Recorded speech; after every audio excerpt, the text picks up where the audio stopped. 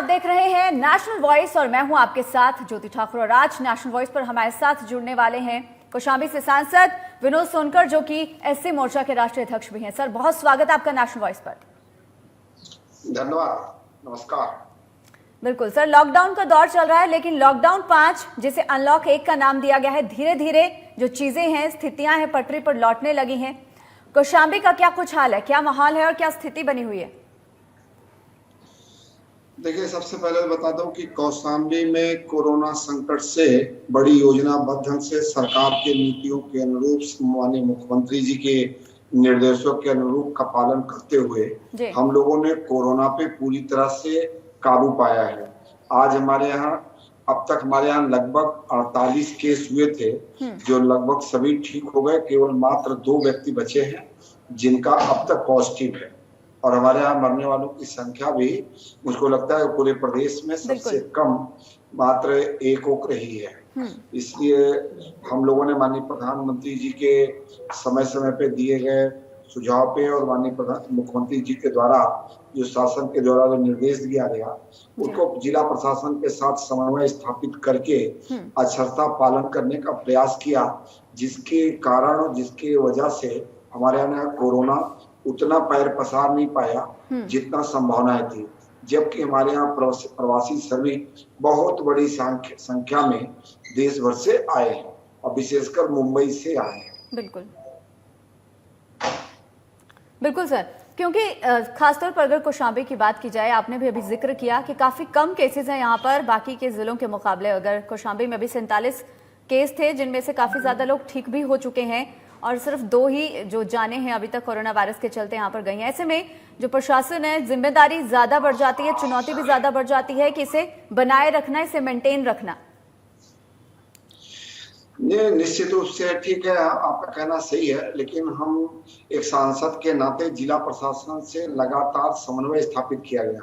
24 तारीख को जब देश के यशस्वी प्रधानमंत्री जी ने इस देश में लॉकडाउन किया, उस दिन से लेके अब तक लगातार समन्वय स्थापित करके शासन के निर्देशों के अनुरूप कदम उठाया गया, जिसके कारण हम लोग कोरोना पे बहुत तरीके से और बहुत ढंग से, एक तरह से आप कह सकते हैं कि हम लोगों ने विजय प्राप्त की।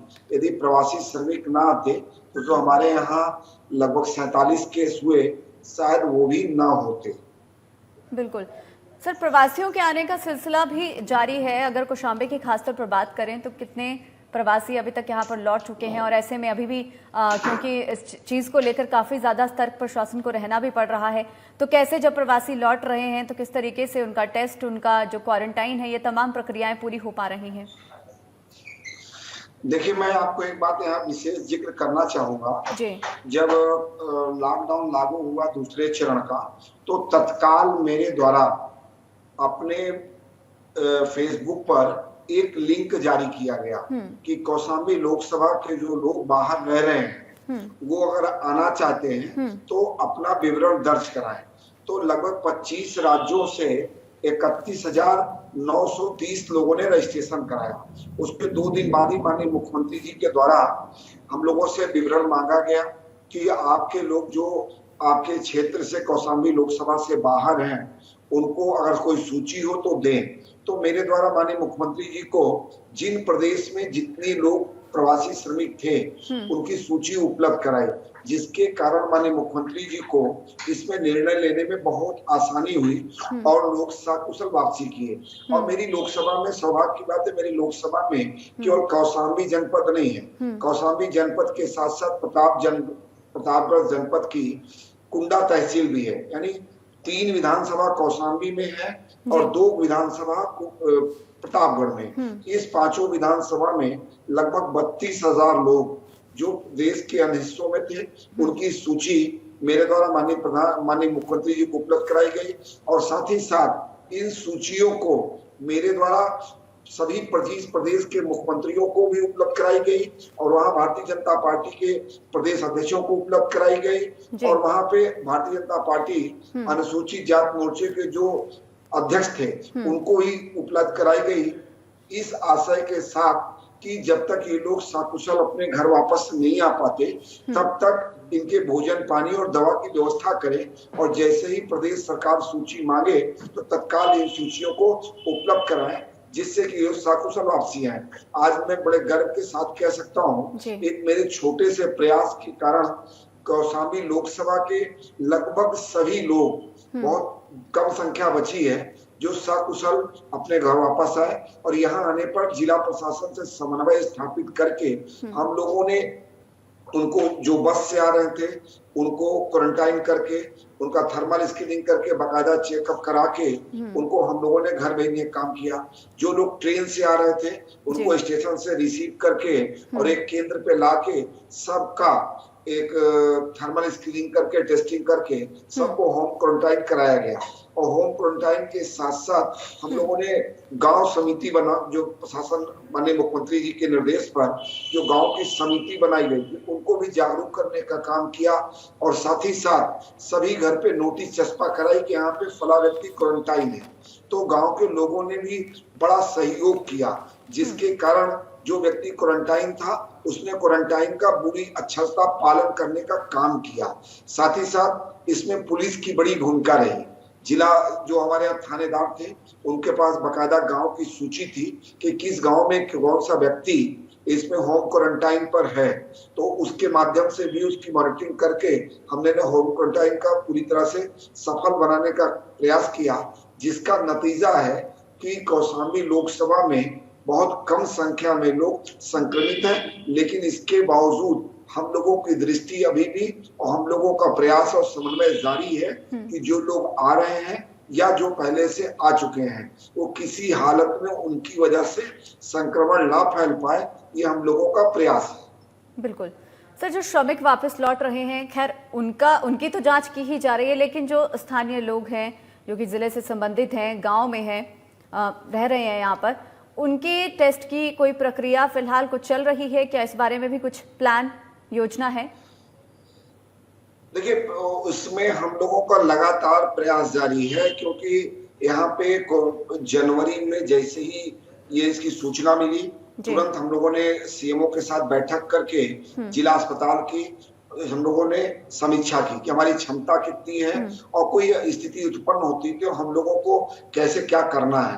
उसके बाद हम लोगों ने सांसद निधि से, विधायक निधि से हम लोगों ने वहां पर वेंटिलेटर की संख्या बढ़ाई और उसके बाद जब देश के यशस्वी प्रधानमंत्री ने 24 तारीख को लॉकडाउन किया उसके बाद हम लोगों ने मेरे द्वारा स्वयं अपने 5 विधानसभा में 5 गाड़ियों का परिचालन किया गया, प्रचार वाहन। उन गाड़ियों से माननीय 15 दिन लगातार माननीय प्रधानमंत्री जी के संदेश को जन जन तक पहुंचाने का काम किया और क्या करना चाहिए क्या नहीं करना चाहिए ये प्रचार करने का काम हम लोगों ने मेरे द्वारा 5 विधानसभा में 5 गाड़ियों के माध्यम से लगभग 15 दिन लगातार किया गया, जिसका परिणाम हुआ कि मैं ये बात बड़े गर्व के साथ कह सकता हूँ कि शहर से ज्यादा गांव में इसको लेके लोग जागरूक हैं और उसी का परिणाम है।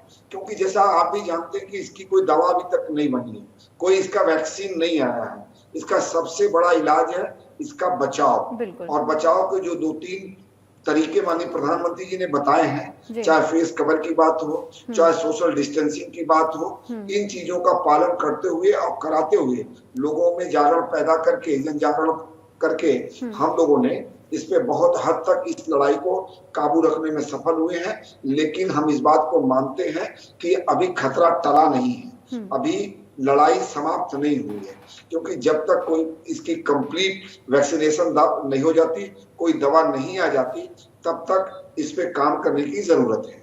बिल्कुल विनोद जी, क्योंकि सरकार के सामने, प्रशासन के सामने कोरोना से निपटना तो बड़ी चुनौती है ही, लेकिन एक और जो संकट खड़ा हो गया है वो है अर्थव्यवस्था और जो बेरोजगारी की समस्या, जो रोजगार छिन गए हैं लोगों के। ऐसे में क्योंकि सरकार पूरी तरह से प्रतिबद्धता दिखा रही है, मुख्यमंत्री योगी आदित्यनाथ भी खुद कह चुके हैं कि जो भी प्रवासी वापस लौट रहे हैं उनके रोजगार का इंतजाम प्रदेश के अंदर ही किया जाए। तो अगर खासतौर पर यहाँ पर कौशाम्बी की बात की जाए तो यहाँ पर क्या कुछ योजना जो है वो लागू की जा रही है या क्या कुछ प्लान किया जा रहा है कि जो वापस लौटे हैं लोग उन्हें किस तरीके से यहाँ पर रोजगार मुहैया करवाया जाएगा?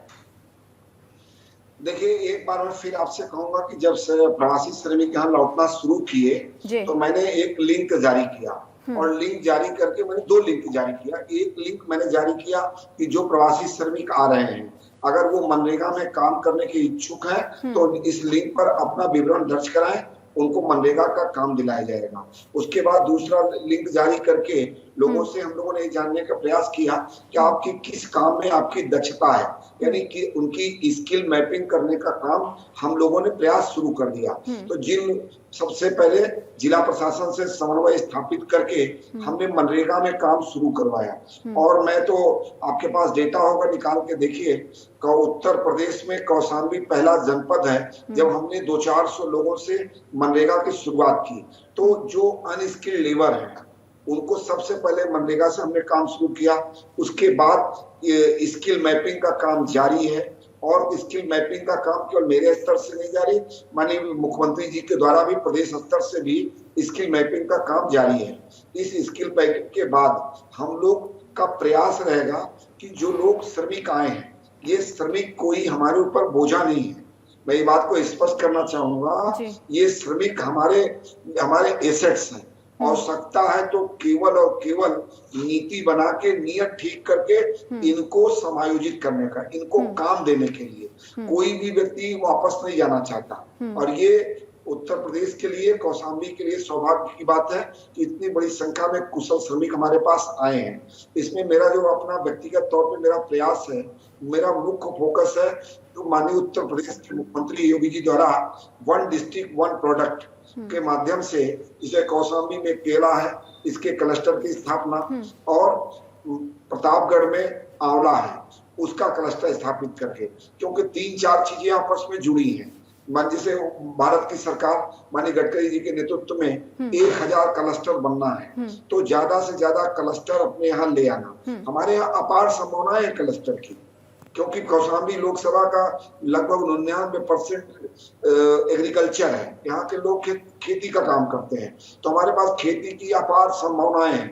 हम यहाँ पर केले का क्लस्टर लगाएंगे, आम का क्लस्टर लगाएंगे, आंवले का क्लस्टर लगाएंगे, और पूरी कौशाम्बी लोकसभा माँ गंगा माँ जमुना की अंतर्वेदी में है। इसका मतलब जो हमारे यहाँ फिशरीज है, जो मछली पालन का काम है, इसके भी क्लस्टर की बहुत बड़ी यहाँ पे अपार संभावना है। इन सभी चीजों को समायोजित करके हम लोग छोटे छोटे रोजगार पैदा करके इन श्रमिकों को रोजगार देने का काम करेंगे। इसके लिए भारत सरकार ने जो 20 लाख करोड़ की घोषणा की है, उसमें 3 लाख करोड़ रुपए एमएसएमई में दिया है। उन एमएसएमई की इकाई हमारे यहाँ स्थापित हो, इसके लिए हम लोगों का प्रयास जारी है।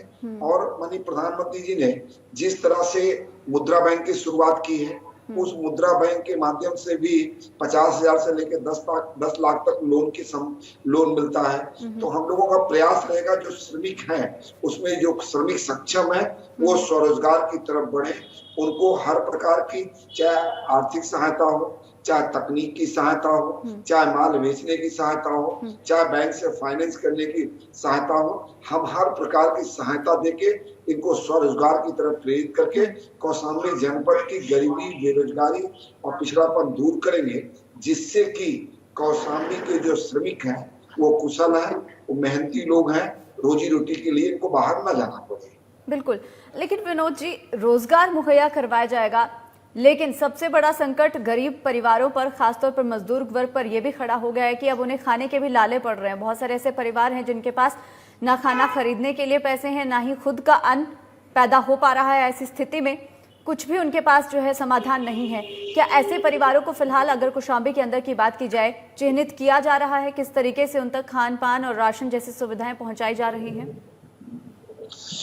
ज्योति जी, मैं आपको बताना चाहता हूँ, कौशाम्बी लोकसभा में एक भी परिवार ऐसा नहीं है जिनके पास खाने के लिए नहीं है। माननीय मुख्यमंत्री जी के द्वारा कई प्रकार के सहायतार्थ योजना की घोषणा की गई। पहले जो प्रवासी श्रमिक आ रहे हैं उनको 3 महीने तक का राशन किट देना, और जो हमारे मनरेगा के मजदूर हैं उनको काम देना, मनरेगा के मजदूरों को 1000 रुपए तक 3 महीने तक लगातार देना, और साथ ही साथ जो हमारी बुजुर्ग हैं, जो हमारे दिव्यांग हैं, जो हमारी बहन बेटी विधवा है, उसके लिए माननीय प्रधानमंत्री जी के द्वारा जो पेंशन योजना दी गई, और इसके साथ ही साथ कौशाम्बी लोकसभा में एक भी व्यक्ति नहीं है जिसका राशन कार्ड नहीं बना है। इसलिए कौशाम्बी जनपद में कोई भी ऐसा व्यक्ति और कोई भी ऐसा परिवार नहीं है जिसको खाने पीने की दिक्कत हो। लॉकडाउन के शुरुआती दौर में एक आफादाफी का माहौल था, ये पूरी दुनिया के लिए नया था, एक बहुत बड़ा विश्वव्यापी संकट था। ये कोई भूखा ना सोए, इसको ध्यान में रखते हुए मेरे द्वारा एक मोदी रोटी बैंक की स्थापना की गई और एक कॉल सेंटर की स्थापना की गई। उस कॉल सेंटर के माध्यम से मोदी रोटी बैंक में जहां भी सूचना मिली, वो केवल कौशाम्बी में नहीं, पूरे देश में जहां पर भी मुझको मोदी रोटी बैंक के माध्यम से कॉल सेंटर में सूचना मिली कि कोई व्यक्ति, कोई परिवार अगर वो भूखा है, हम लोगों को सूचना मिलती थी तो मोदी रोटी बैंक के माध्यम से, मोदी रोटी बैंक लोगों के सहयोग से, लोगों के सहायता के लिए चलने वाला एक अनूठा प्रयास था, या कह सकते हैं जनता के द्वारा, जनता के सहयोग से, जनता के लिए चलने वाला एक अनूठा प्रयास था। उसके माध्यम से हम लोगों ने मोदी रोटी बैंक के माध्यम से हर प्रकार का कच्चा राशन, पक्का राशन हमने पहुंचाया है। इसलिए कौशाम्बी लोकसभा में कोई इस तरह का व्यक्ति नहीं, और देश के यशस्वी प्रधानमंत्री के नेतृत्व में और माननीय जयप्रकाश नड्डा, माननीय राष्ट्रीय अध्यक्ष भारतीय जनता पार्टी के नेतृत्व में हमने बड़े पैमाने पर हम लोगों ने भोजन पहुंचाने का काम किया है। हम लोगों ने लोगों को फेस कवर पहुंचाने का काम किया है। इसलिए कोई भूखा नहीं है। ये बात सही है कि प्रवासी श्रमिकों को रोजगार देना एक बड़ा संकट है, लेकिन मैं संकट भी नहीं कह सकता, ये हमारे लिए चुनौती है और इस चुनौती को हम स्वीकार करके सबको रोजगार देके उत्तर प्रदेश के विकास में इनको हम जोड़ेंगे। बिल्कुल बिल्कुल। विनोद जी, 2014 में आपने लोकसभा का चुनाव लड़ा, कौशाम्बी से जीते, और उसके बाद 2019 में भी दूसरी बार जनता ने आपको फिर से मौका दिया और पार्टी ने भी आपको बड़ी बड़ी जिम्मेदारियां सौंपी हैं। अनुशासन समिति के चेयरमैन बनाया गया, उसके बाद एससी मोर्चा के राष्ट्रीय अध्यक्ष बनाए गए। इतनी तमाम जिम्मेदारियों के साथ अब कोरोना वॉरियर की भी भूमिका आप निभा रहे हैं।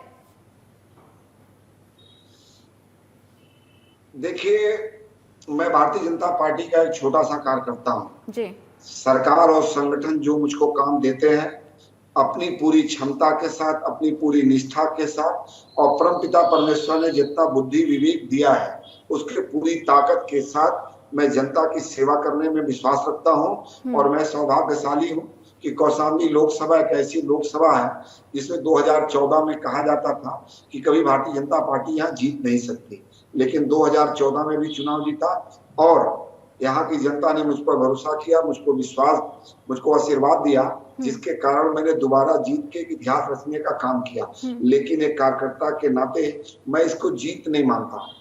मैं तो केवल और केवल एक सेवा करने का अवसर दिया है, उस कसौटी पे मैं खरा उतरना चाहता हूँ और उसी के प्रयास में मैं बार बार कहता हूँ कि जो मेरे जीवन का पल पल है, मेरे जीवन का क्षण क्षण है और जो जीवन का कण कण है, कौशाम्बी लोकसभा के लोगों के लिए और कौशाम्बी के उत्थान और विकास के लिए समर्पित है। बिल्कुल। विनोद जी, एक राहत की खबर ये भी है कि पिछले कुछ दिनों से जहां 300 केस जो है 24 घंटे के अंदर प्रदेश के अंदर आ रहे थे सामने कोरोना के, लेकिन अब ये आंकड़ा जो है घटकर 150 तक पहुंच गया है फिलहाल। अगर इसी तरीके से स्थिति रही तो लगता है कि बहुत जल्दी प्रदेश में हालात जो है वो सुधर जाएंगे, लेकिन अगर ऐसा नहीं होता है तो फिलहाल प्रदेश सरकार की क्या कुछ तैयारी है, क्या रणनीति है? देखिए, पहले तो मैं बता दूं, माननीय योगी जी के नेतृत्व में जी पूरी प्रदेश की मशीनरी पूरी ताकत, पूरी क्षमता के साथ, पूरी निष्ठा के साथ लगी हुई है, जिसका परिणाम है कि लगातार ये घट रहा है और आने वाले समय में हमारा लक्ष्य है उत्तर प्रदेश को कोरोना मुक्त प्रदेश बनाना। सबसे पहले कोरोना मुक्त बनाना। लेकिन अगर ये बीमारी जिस तरह की है, अगर बढ़ती है तो हमारे पास हमारी पूरी तैयारी है। आज हमारे पास 1 लाख से ज्यादा बेड तैयार है और बड़ी संख्या में हमने अपने डॉक्टर, नर्स की स्टाफ फोर्स तैयार कर रखी है। किसी भी स्थिति से निपटने के लिए प्रदेश सरकार माननीय योगी जी के नेतृत्व में तैयार है। बिल्कुल सर, टेस्टिंग लैब्स की अगर यहाँ पर बात कर ली जाए तो फिलहाल प्रदेश के अंदर 32 टेस्टिंग लैब हैं, लेकिन और लैब्स की भी जरूरत है क्योंकि बड़े स्तर पर जांच होना जरूरी है। फिलहाल रोजाना 10,000 लोगों की जांच हो पा रही है फिलहाल, जो आंकड़े सामने आ रहे हैं उनके मुताबिक, और 3 लाख लोगों की अब तक जांच हो चुकी है। तो क्या और टेस्टिंग लैब्स के लिए फिलहाल कोई योजना चल रही है, बातचीत चल रही है केंद्र के साथ? आप ये देखिए कि जिस दिन 24 जनवरी को, 24 मार्च को लॉकडाउन हुआ, उस समय उत्तर प्रदेश में एक भी टेस्टिंग लैब नहीं थी। लेकिन आज हम 32 लैब तक पहुंच गए हैं और रोज लगातार इनकी संख्या हम लोग बढ़ा रहे हैं। आने वाले समय में हम लोग ज्यादा से ज्यादा जांच करें, इसलिए ज्यादा से ज्यादा लैब को हम लोग इसके लिए तैयार कर रहे हैं। बिल्कुल सर, क्योंकि अभी सुप्रीम कोर्ट में भी हलफनामा दायर किया गया केंद्र सरकार की ओर से कि अगर इसी तरीके से कोरोना के मरीज बढ़ते रहे तो जो मेक शिफ्ट अस्पताल है उन्हें बनाने की नौबत आ जाएगी। प्रदेश के अंदर फिलहाल क्या कुछ स्थिति नजर आ रही है सर? देखिए, थोड़ी सी संख्या इधर देश में बढ़ी है, लेकिन हमारी तैयारी उससे ज्यादा है। किसी भी परिस्थिति से निपटने के लिए केंद्र की मोदी सरकार और प्रदेश की योगी सरकार तैयार है। आवश्यकता केवल इस बात की है कि कुछ प्रदेशों में जहाँ पे गैर भाजपा की सरकार है, मैं कोई राजनीति की बात नहीं करना चाहता, लेकिन वो लोग जिम्मेदारी का परिचय नहीं दे रहे हैं। इस संकट की घड़ी में भी जिस तरह से वो राजनीति कर रहे हैं, ये दुर्भाग्यपूर्ण है। लोगों को इस संकट की घड़ी में राजनीति से ऊपर उठ के इन पे चिंता करना चाहिए, क्योंकि कोरोना ना किसी की जात जानता है, ना किसी का धर्म जानता है, ना किसी का क्षेत्र जानता है। कोरोना एक महामारी है जो किसी को भी बख्शेगा नहीं। इसकी महामारी से जब अमेरिका जैसा देश जो मेडिकल में इतना अपने को मजबूत कहता था, इटली जैसा देश, यूरोप जैसे देश आज घुटने पे हैं, और अगर इस पे हमको विजय प्राप्त करनी है तो निश्चित रूप से अपनी छोटी छोटी जो राजनीतिक स्वार्थ है इससे ऊपर उठ के सरकार का सहयोग करना पड़ेगा। बिल्कुल सर, एक छोटी सी प्रतिक्रिया आपसे चाहूंगी कि जिस तरीके से सुप्रीम कोर्ट ने आज आदेश जारी किया है कि एनसीआर के लिए कॉमन पास जारी किया जाए, इस पर क्या कुछ कहेंगे? देखिए ज्योति जी, मैं इस पे स्पष्ट कहना चाहता हूं कि कोरोना बीमारी, कोरोना संकट पूरे दुनिया के लिए नया है जी। केवल ये मेडिकल प्रोफेशन के लिए ही नया नहीं है, ये प्रशासन के लिए भी एक नई चुनौती है, जिसके विषय में रोज नए चिंतन हमको करने की जरूरत है और आवश्यकता के अनुसार रोज नए निर्णय लेने की जरूरत है। तो जिस प्रकार की जरूरत है, क्योंकि जितना कोरोना से लोगों को बचाना है उतना ही हमको इकोनॉमी को भी पटरी पे लाना है, और इसके लिए समय समय पे सरकार लगातार निर्णय दे रही है। और अगर सुप्रीम कोर्ट या देश की न्यायपालिका कोई अपना सुझाव देती है तो इसको किसी प्रकार से नकारात्मक नहीं लेना चाहिए। एक तरह से सुप्रीम कोर्ट भी अपनी जिम्मेदारी का निर्वाह कर रहा है, और वो जो सुझाव दे रहा है सरकार निश्चित रूप से उससे निर्णय लेके लोगों को जान बचाने के साथ साथ देश की इकोनॉमी को भी पटरी पे लाने का काम ये सरकार करेगी। बिल्कुल सर, चाहेंगे कि नेशनल वॉइस के जो तमाम दर्शक हैं उनके लिए एक अपील आपकी ओर से कोरोना के इस दौर में और लॉकडाउन के दौर में। देखिए, आपने हमको एक अपील कहा है, हम 2 अपील करना चाहेंगे। बिल्कुल। एक अपील तो ये कि इस कोरोना के संकट में जो मानवीय मूल्य है उस मानवीय मूल्य को समझने की जरूरत है। मानवीय मूल्य का मतलब केवल मानव से मानव की रक्षा नहीं, मानव के साथ साथ जो हम पे निर्भर जीव जंतु हैं, जानवर हैं, जो पक्षी हैं, वो भी भूखे ना रहें, इसकी भी चिंता हमको करना चाहिए। आपने शायद देखा कि नहीं देखा, मैं नहीं जानता, मैंने इस कोरोना के संकट में जो निराश्रित पशु थे उनको भोजन कराने का काम किया। और भारत की बहुत गौरवशाली परंपरा रही है गर्मी के दिन में घर के आंगन में, घर के छतों पर पक्षियों के दाना और पानी रखने का। तो मैं इसमें लोगों से अपील करूंगा, इस गौरवशाली परंपरा को भी हमको आगे बढ़ाने की जरूरत है। साथ ही साथ मेरी लोकसभा में एक जगह चायल है, चायल में हजारों बंदर जो बेजुबान है, पहले लोगों के आने जाने से उनके भोजन की व्यवस्था हो जाती थी, उनकी भी चिंता हम लोगों ने किया। तो मैं लोगों से अपील करना चाहूंगा, इस कोरोना के संकट में मानवता का परिचय देते हुए, मानवता का परिचय देते हुए अपने साथ साथ ये जो बेजुबान जानवर हैं, बेजुबान पक्षी हैं, इनकी भी चिंता करें। और साथ ही साथ जब तक कोरोना की कोई दवा नहीं बन जाती तब तक हम लोग गैर जरूरी काम से घर से ना निकलें। और हम लोग जब निकले तो जो सोशल डिस्टेंसिंग है और फेस कवर है उसका पूरा उपयोग करें, स्वयं भी उपयोग करें और लोगों को भी प्रेरित करें और गैर जरूरी कामों से घर से निकलने से लोगों को रोके और स्वयं बचे। जी, बहुत शुक्रिया सर नेशनल वॉइस के साथ जुड़ने के लिए। तो ये थे हमारे साथ विनोद सोनकर, जो कि कौशाम्बी से बीजेपी के सांसद हैं और साथ ही एससी मोर्चा के राष्ट्रीय अध्यक्ष हैं, जो कि हमें जानकारी दे रहे थे कि क्या कुछ हालात हैं प्रदेश के अंदर, कौशाम्बी में क्या कुछ स्थितियां हैं, किस तरीके से सरकार के सामने चुनौतियां हैं और उन्हें किस तरीके से पार करना है। तो फिलहाल के लिए इतना ही। देखते रहिए नेशनल वॉइस।